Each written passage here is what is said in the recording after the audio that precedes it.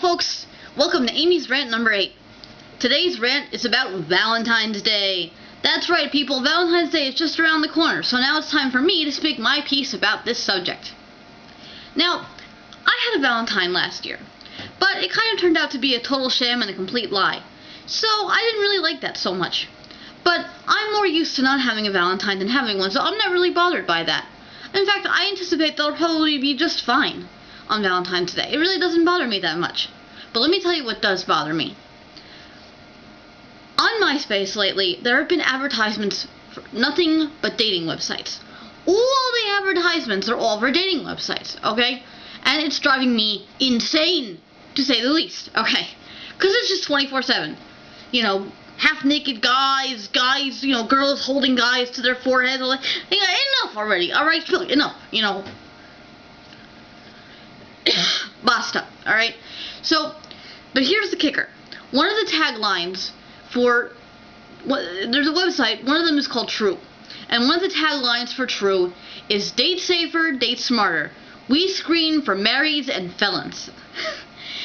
Now, when I read that, I just about fell out of my damn chair, okay? I don't know exactly what kind of message these people are trying to get across about their website, but this is what I inferred.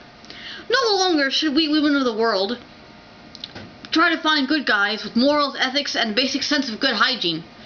Or even relatively decent guys with fairly developed morals, mostly stable ethics, and a mediocre grasp of hygiene.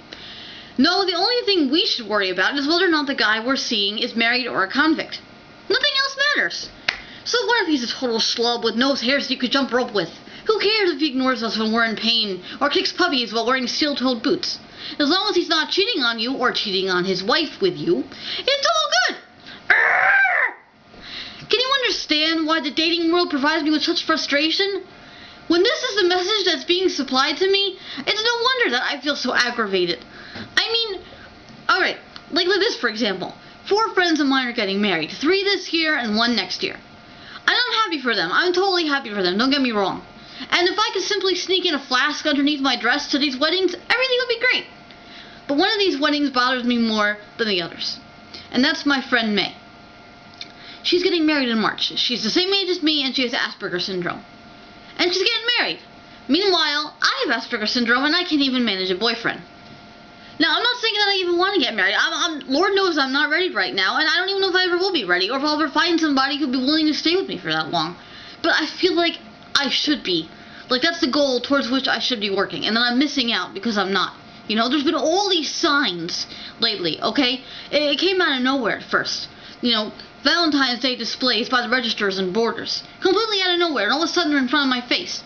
All the advertisements for the dating websites on MySpace. And then on TV. All these wedding movies playing, The Wedding Date, Wedding Crashers. I mean, is the world trying to tell me something? Maybe I should perk up my ears and listen. I don't know. You know? I mean, again, I don't even know that I ever want to get married, but I feel like it's something that I have to do. And it's very confusing. You know, there's just so much that, you know, I don't know. I'm a terrible judge of character. Okay, let me get that all right off the bat. I am a horrible judge of character. Okay, I suck at picking out men. I pick out men like blind people do a paint by numbers. Okay, it's bad. Alright?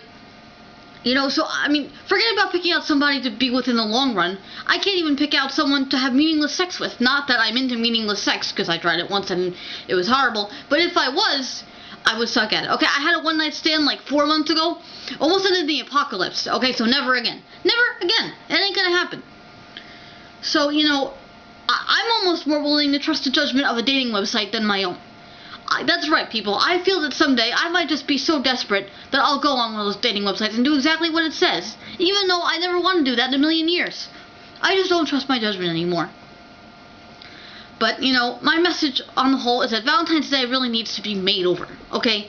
You know, in high school, you used to have a thing where you could buy somebody a carnation the whole week before Valentine's Day, and then on Valentine's Day morning they'd be delivered in homeroom. Now, it is bad enough when you don't get any and the chick next to you gets 5. But around my sophomore year, I want to say, they started doing a thing where flowers would be bought for everybody so that nobody felt left out. But if you're sitting there and you've got a carnation from the frickin' guidance office and the person next to you has 4 from actual real classmates, it's not going to help you feel better. I don't know what they're thinking, but that's not going to bolster anybody's self-esteem, let alone a teenage girl who has enough issues as it is, you know? So I would rethink that, okay, if I were a high school administrator. And dating website people, rethink your taglines, okay? Because what you're telling us women is that we shouldn't even bother having standards anymore. We should just make sure we find a guy that's not married or has been in prison, you know? I mean, okay, even though Frank the Forger might need a little love, or Pete the Arsonist, you know? Hey, arsonists need love too. Maybe I should just go date one of them. But, you know, yeah, let's just rethink this a little bit, okay? But that's it for Amy's Rant number 8. I hope you've enjoyed it. And all you people out there in YouTube land, have a wonderful, happy Valentine's Day. Ha ha ha. Me, I'm going to be spending it sitting on the couch with one David Duchovny, a.k.a. the hottest hunk of burning love this side of Quantico. Yes, I'm a huge geek. I just bought 2 seasons of the X-Files, but that's perfectly fine with me. So, thanks for watching, folks. Take care. Over and out.